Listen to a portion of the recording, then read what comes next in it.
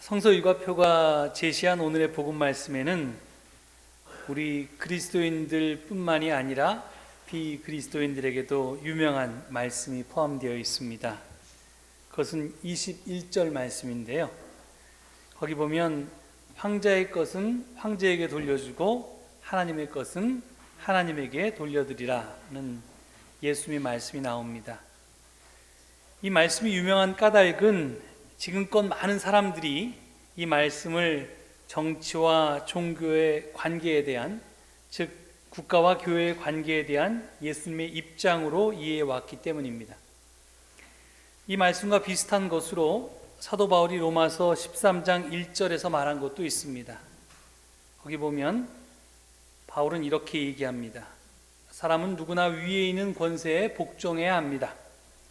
모든 권세는 하나님께로부터 온 것이며 이미 있는 권세들도 하나님께서 세워주신 것입니다. 황제의 것은 황제에게 돌려주라는 말씀과 사람은 누구나 위에 있는 권세에 복종해야 한다는 말씀은 인류 역사 속에서 국가 권력에 대한 절대적인 복종을 지시하는 말로 이해되어 왔습니다. 1930년대 독일의 히틀러 통치 시기에도 그랬고요. 1950년대 미국의 민권운동 때도 그랬습니다. 그리고 1970년대 한국의 유신시대 때도 그랬습니다. 세상의 통치자들은 이 성서 말씀을 근거로 자신들의 통치권을 정당화했고 또 반대자들을 억압해 왔습니다.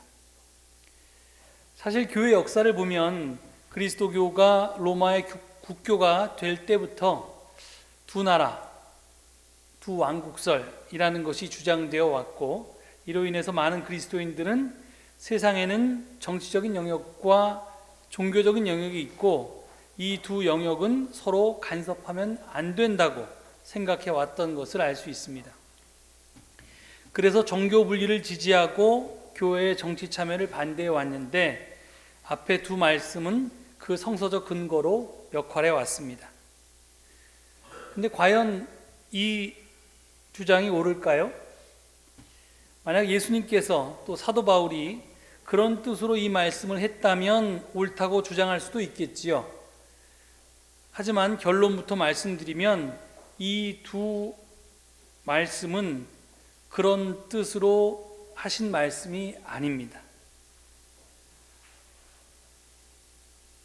오늘 본문은 제가 이따 설명을 할 거고요. 무슨 뜻인지. 그리고 로마서에 있는 위에 있는 권세에 복종하라는 말은 사실은 그 뜻을 찾아보면 폭력을 쓰지 말라는 이야기를 그런 식으로 한 겁니다. 그건 나중에 로마서를 공부할 때 우리가 배울 수 있는 기회가 있을 겁니다. 하여간 우리가 성서 말씀을 읽을 때 가장 조심해야 할 것은 이 콘텍스트는 빼고 텍스트만 보는 것입니다. 그러니까 누군가 어떤 말을 길게 했는데 앞뒤의 말은 다 자르고 가운데 한 토막만 자기 마음대로 인용해서 그 사람이 이렇게 말했다라고 말의 취지를 왜곡해서 전달하는 것과 이 콘텍스트 없이 텍스트를 읽는 것이 비슷합니다. 분명히 말씀드리지만 텍스트라고 하는 것은, 본문이라고 하는 것은 상황과 그 배경과 함께 보아야지만, 컨텍스트와 함께 보아야지만 그 뜻을 올바로 파악할 수가 있습니다. 이에 대해서는 뒤에서 좀 다시 살펴보겠습니다. 제가 먼저 말씀드리고 싶은 것은 종교 분리나 교회 정치 참여 반대는 구호로서는 가능할지 몰라도 결코 현실 속에서는 가능하지 않습니다. 교회는 세상 밖에 있는 것이 아니라 세상 속에서 존재하기 때문에 그렇습니다. 또한 우리 교인들은 그리스도인이기도 하지만 동시에 한 나라의 국민이기 때문에도 그렇습니다. 우리가 선거 때 투표를 하는 행위 자체가 이미 정치 참여입니다. 따라서 정치에 참여하느냐 참여하지 않느냐가 아니라 얼마나 적극적으로 정치에 참여하느냐가 문제인 것 같습니다. 선거 때 투표하는 건 너무나 당연하고 그것을 정치 참여라고 부르지 않으면서 거리에서 정치적인 구호를 외치면 그걸 정치 참여라고 하니까요. 과거 70, 80년대에 우리 기장교단이 그리고 특히 우리 서울제일교회가 군사 독재 정권에 저항했을 때 기독교 우파가 반대했던 것은 사실은 교회의 정치 참여가 아니라 교회의 적극적인 정치 참여였던 것이 아닌가 싶습니다. 하지만 지금은 그런 비판마저도 불가능해졌습니다. 소위 우리 지난번에 한 장로님께서 태극기 모독 집회라고 말씀하셨는데 기가 막힌 이름이라고 생각합니다. 하여튼 그 태극기 모독 집회에서 볼 수 있듯이 기독교 우파는 현재 우리나라에서 가장 적극적인 정치 참여 집단이기 때문에 그렇습니다. 사실 저들은 선거 때마다 기독교라는 이름을 내걸고 정당까지 만들어서 후보자를 출마시키는 적극성까지 보이고 있습니다. 이렇듯 교회 정치 참여는 이제 너무나 엄연한 현실입니다. 따라서 정치 참여도 당연한 거고요. 적극적인 정치 참여도 당연한 겁니다. 그건 뭐 보수고 진보를 떠나서요. 따라서 문제는 교회가 정치에 참여하느냐 참여하지 않느냐가 아닙니다. 또 참여하되 적극적으로 하느냐 소극적으로 하느냐도 문제가 아닙니다. 진짜 문제는 정치에 참여하되 어떤 입장에 서서 정치에 참여하느냐일 것입니다. 우리가 집회에 참석하되 촛불 집회에 참석하느냐 아니면 태극기 모독 집회에 참석하느냐 또 원전건설에 찬성하느냐 반대하느냐 뭐 이렇게 자기의 입장이 있는데 어떤 입장에 서서 정치 참여를 할 것인가 하는 것이 문제라는 겁니다. 히틀러가 통치하던 나치 독일 때 보네포 목사라는 분이 계셨던 것 여러분 잘 아십니다. 그분은 독일의 모든 교회가 침묵하고 있을 때, 왜냐하면 아까 로마서 13장 1절의 말씀을 근거로 해서 히틀러라고 하는 권세도 하나님께서 인정해 주신 권세이니 그저 복종해라, 이렇게 교회가 독일 교회들이 그렇게 성서를 해석하고 그렇게 처신하고 있을 때 아주 과감하게 반나치 운동에 가담했다가 체포되었고 나중에는 사형까지 당했는데요. 그 목사님이 남기신 말씀 가운데 여러분들 잘 아는 유명한 말씀이 있습니다. 만일 미친 사람이 자동차를 몰고 큰 길로 나간다면 나는 목사라고 해서 그 차에 희생된 사람들의 장례나 치러주고 그 가족들을 위로나 해주는 것으로 만족해야겠습니까?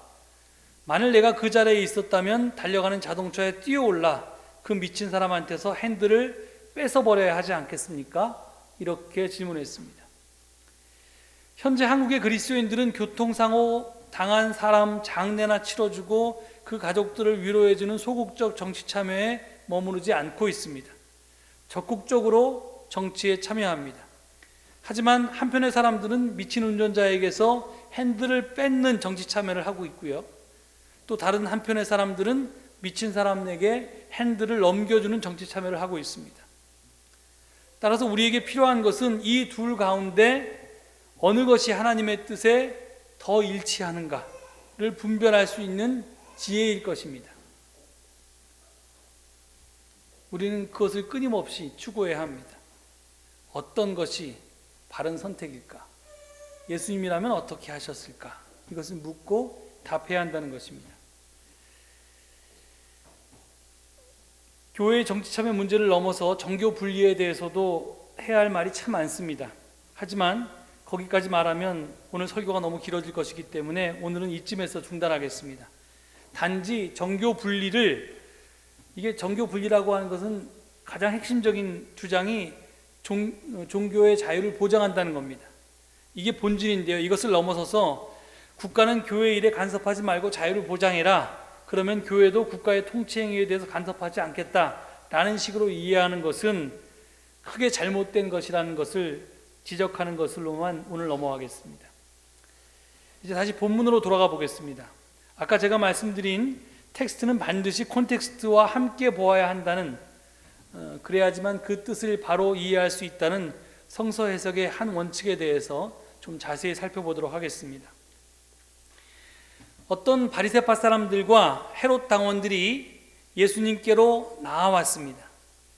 그들은 어떻게 하면 트집을 잡아서 예수님을 올무에 걸리게 할까를 의논하고 예수님에게 질문을 하나 던졌습니다. 그들은 먼저 예수님의 비유를 맞추는 말로 시작합니다. 선생님, 우리는 선생님이 진실한 분이시고 하나님의 길을 참되게 가르치시며 아무에게도 얽매이지 않으시는 줄 압니다. 선생님은 사람의 겉모습을 따지지 않으십니다. 이렇게 아부를 떤 다음에, 그런 다음에 그들은 이렇게 이야기합니다. 선생님의 생각은 어떤지 말씀해 주십시오. 황제에게 세금을 바치는 것이 옳습니까? 옳지 않습니까? 여러분은 잘 모르시겠지만 이 질문은 대단히 민감한 것이었습니다. 유대나라가 주전 63년에 로마 제국의 식민지가 된 이후로 로마는 유대인들에게서 해마다 많은 조공을 요구했습니다. 그런데 로마는 식민지 백성들로부터 조공을 직접 걷어들이지 않았습니다. 현지 사람들을 관리로 임명해서 그들에게 조공을 거두어 바칠 책임을 맡겼습니다. 쉽게 얘기해서 일제시대 때 일본 사람들이 직접 우리나라 국민들에게 세금을 걷어가는 것이 아니라 친일파를 앞세워서, 우리 한국 사람을 앞세워서, 앞잡이로 내세워서 세금을 걷어갔다는 얘기입니다. 바리새파 사람들과 헤롯 당원들을 예수님에게 보낸 사람들은 바로 그 관리들이었습니다. 조공에는 모든 성인 남자들에게 부과되는 인두세를 비롯해서 토지와 농산물에 부과되는 세금 등이 있었습니다. 그런데 로마에게 조공을 바치는 것이 힘들었던 것은 예나 지금이나 세금 바치는 걸 좋아하는 사람들은 별로 없으니까요. 단지 경제적인 부담 때문만은 아니었습니다. 조공을 바친다는 것은 나의 조국이, 나의 조국 유대나라가 자치권을 상실했다는 것을 드러낸 행위였습니다.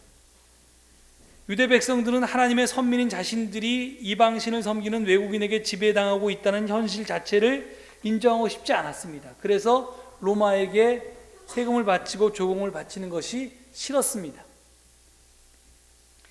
관리인들의 대변인이 이들 바리새파 사람들과 헤롯 당원들은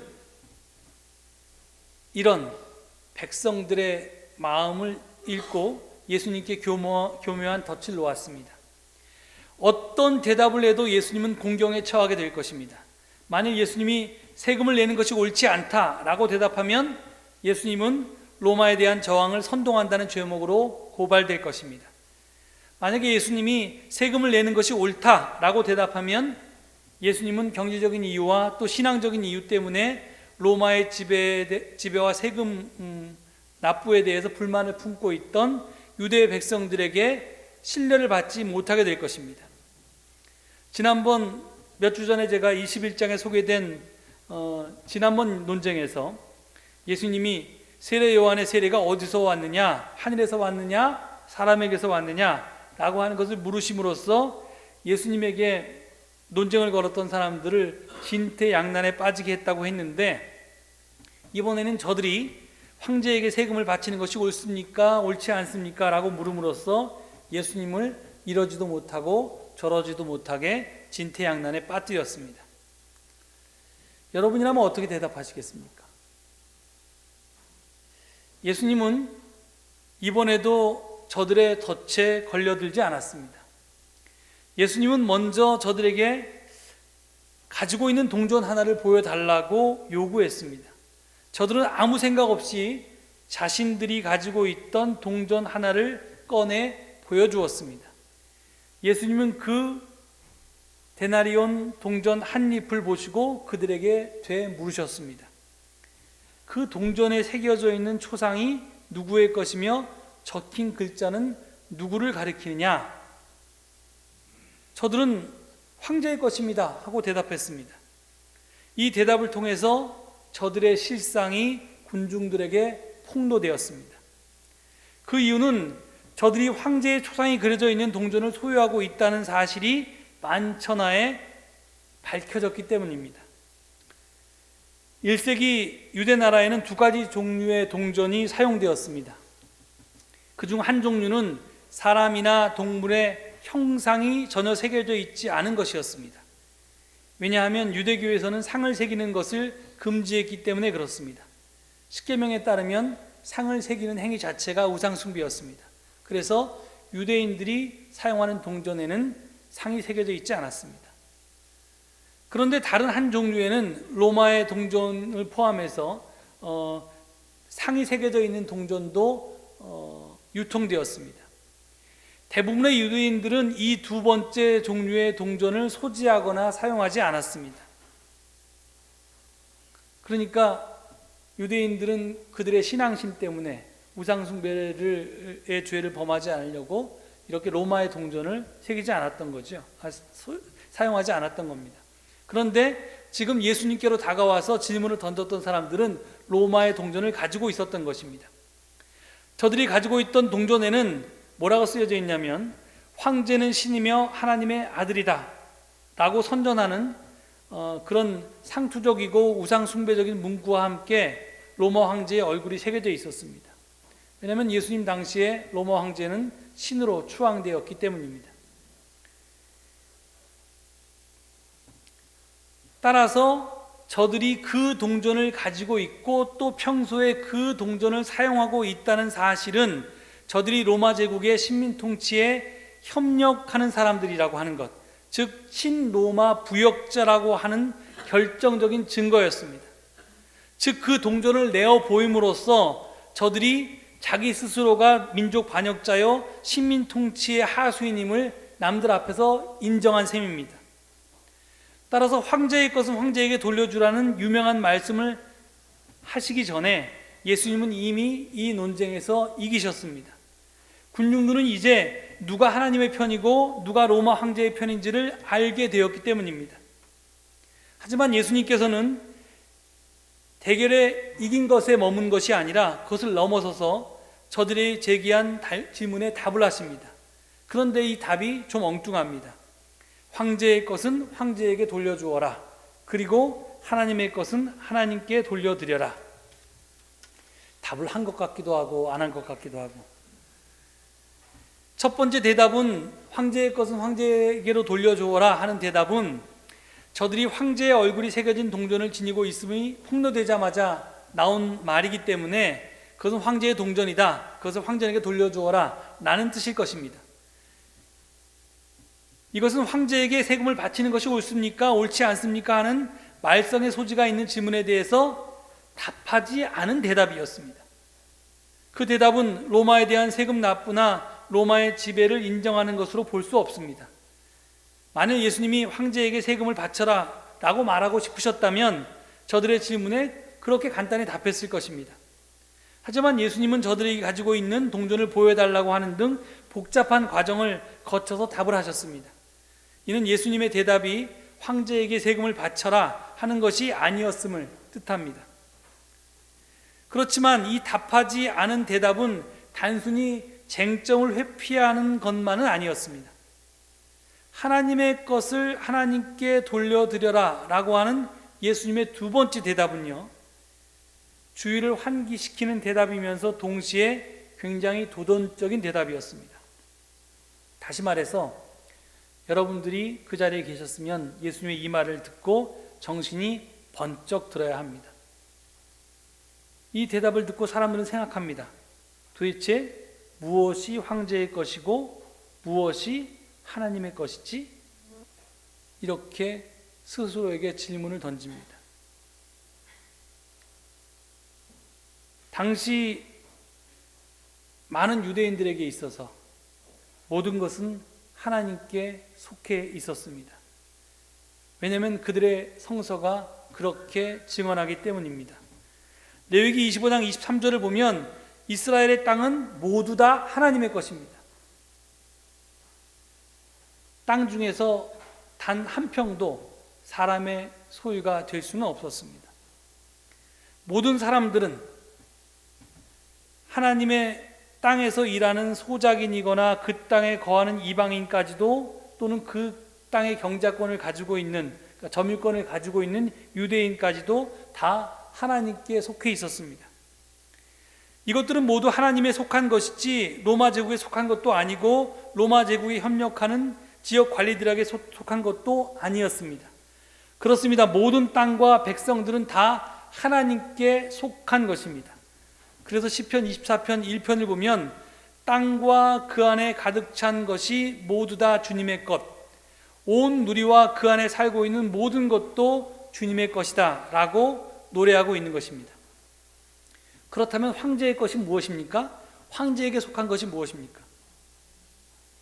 예수님의 말씀에 내재된 의미에 따르면 이 세상 속에서 황제에게 속한 것은 아무것도 없습니다. 이렇듯 황제의 것은 황제에게 돌려주고 하나님의 것은 하나님께 돌려드려라 라고 하는 예수님의 말씀 속에는 황제에게 속하는 것은 아무것도 없다는 뜻이 내포되어 있는 것입니다. 과연 대제국의 황제도 아닌 그런 보통 사람인 나는, 나같이 평범한 사람은, 또는 여러분이 가지고 있는 건 뭘까요? 여러분은 분명히 제 이름으로 된 제 집도 있고요, 또 여러분 이름으로 된 자동차도 있을 것입니다. 그래서 나는 집도 소유하고 자동차도 소유했다, 이렇게 세상적으로 답할 수 있을지 몰라도 성서에서 답을 찾아보면 너에게 속한 것은 아무것도 없다입니다. nothing입니다. 성경은 이를 하나님은 창조주시다 라고 하는 선언에 담아서 고백하고 있습니다. 창세기는 태초에 하나님이 천지를 창조하셨다라고 하는 선언으로 시작합니다. 이 선언은 창세기의 첫 문장일 뿐만이 아니라 신구약 성서 전체를 시작하는 문장이기도 합니다. 성경은 하나님이 태초에 천지를 창조하셨다라는 문장으로 시작한다는 것이 굉장히 중요합니다. 또 우리가 고백하는 사도신경 역시 어떻게 시작하냐면 전능하사 천지를 만드신 하나님 아버지를 내가 믿사오며 라고 하는 고백으로 시작됩니다. 여기서 보면 하나님을 창조주라고 고백하는 것이 다른 어떤 고백보다, 달리 말하면 구원자라는 고백보다 더 우선해야 함을 지금 창세기도 그렇고 사도신경도 그렇고 우리에게 가르쳐 줍니다.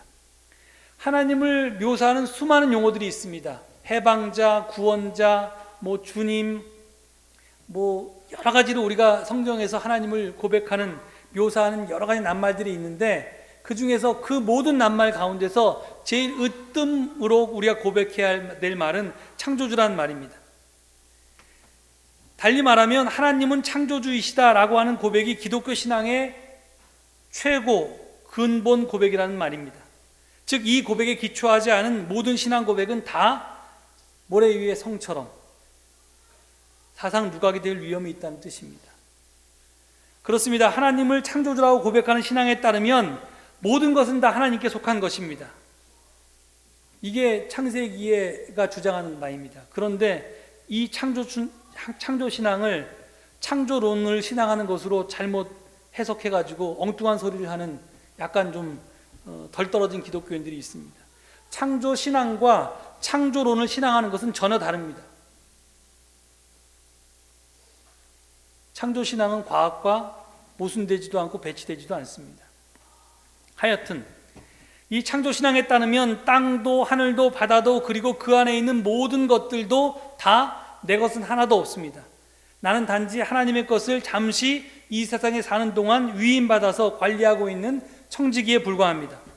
그런데 사람들은 자꾸 자기가 위임받은 것을 자기 것이라고 착각하며 살아갑니다. 바로 여기서 교회와 그리스도인이 타락하게 됩니다. 이 착각 때문에. 그래서 사도 바울은 고린도전서 4장 7절에서 이렇게 이야기합니다. 그대가 가지고 있는 것 가운데서 받아서 가지지 않은 것이 무엇이 있습니까? 모두가 받은 것이라면 왜 받지 않은 것처럼 자랑합니까? 라고 지적합니다.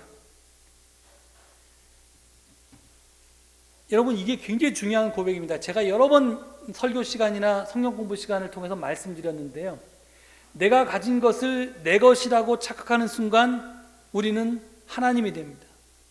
스스로 남도 우습게 여기고요, 남 위에 군림하려고 하고요, 내가 떠받침을 당하려고도 하고요. 기독교 신앙과는 다른 엉뚱한 짓을 하면서 자기가 기독교인인 줄 착각합니다. 그렇지만 내가 건강하면 이 건강도 하나님께서 주신 것이다. 이 건강한 몸으로 일해서 내가 어떤 소득을 얻었다면 그 소득 역시 건강을 주신 하나님께로부터 온 것이다. 내가 똑똑한 머리를 가졌다면 그 똑똑한 머리 역시 하나님께서 주신 것이다. 그 좋은 머리로 얻었던 내 소득이 있다면 그 소득 역시 사실은 내 게 아니라 이것을 주신 하나님께 속한 것이다. 내가 너무 잘생기고 몸매가 이뻐서 그걸 통해서 연예인이 돼서 돈을 벌었다 하면 그건 역시 물론 내 노력도 들어가겠지만 하나님께서 주신 것이기 때문에 내 것이라고 주장할 수 없다는 것이 창조 신앙의 고백입니다. 이것을 자기 것이라고 착각하는 순간 우리 기독교 신앙은 무너지게 됩니다. 그리고 거기서부터 기독교인도 타락하게 되고 교회도 타락하게 되는 겁니다. 예수님은 바로 이것을 물으신 겁니다. 도대체 무엇이 황제의 것이란 말이냐? 이 세상에 있는 모든 것이 다 하나님의 것인데 너 하나님의 것을 하나님의 것인 줄 알고 사니? 하나님의 것을 하나님께로 돌려드리면 사니?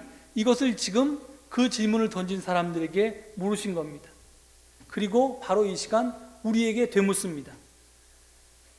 우리는 과연 하나님의 것을 하나님께 온전히 돌려드리고 있습니까? 내 시간, 내 재산, 내 건강, 내 지위, 내 능력, 내 관심 이것들을 지금 무엇을 위해서 쓰고 있습니까? 나입니까? 아니면 하나님입니까? 황제입니까? 하나님입니까? 우리는 말과 생각으로는 하나님을 창조자라고 고백하지만 삶과 행동으로는 황제나 만몬을 하나님으로 섬기고 있지는 않습니까? 혹시 국가에 세금은 내고 있으면서도 하나님의 것을 하나님께로 돌려드리지는 않고 있는 것은 아닙니까? 예수님은 오늘 우리에게 이것을 묻고 계십니다. 하나님의 것을 하나님께로 돌려드리는 것은 기독교 신앙의 ABC요 핵심입니다.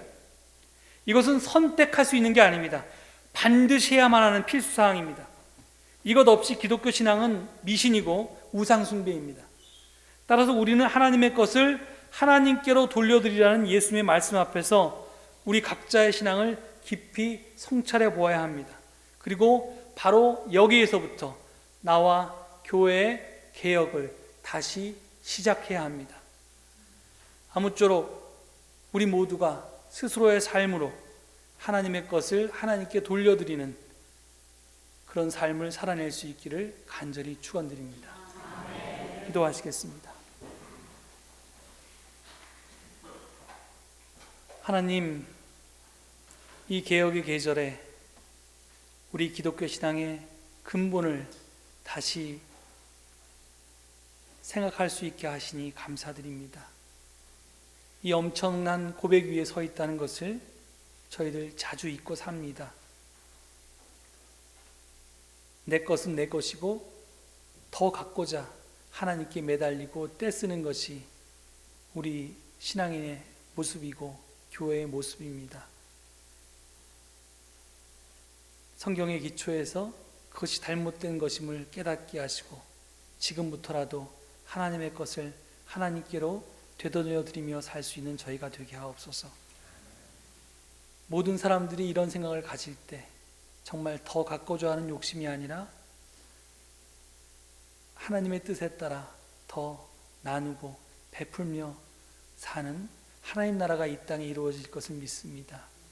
우리 그런 나라 만들라고 불러주셨으니 그 일에 헌신할 수 있는 저희 되게 하시고 그 일에 앞장서는 서울제일교회 되게 축복하여 주시옵소서.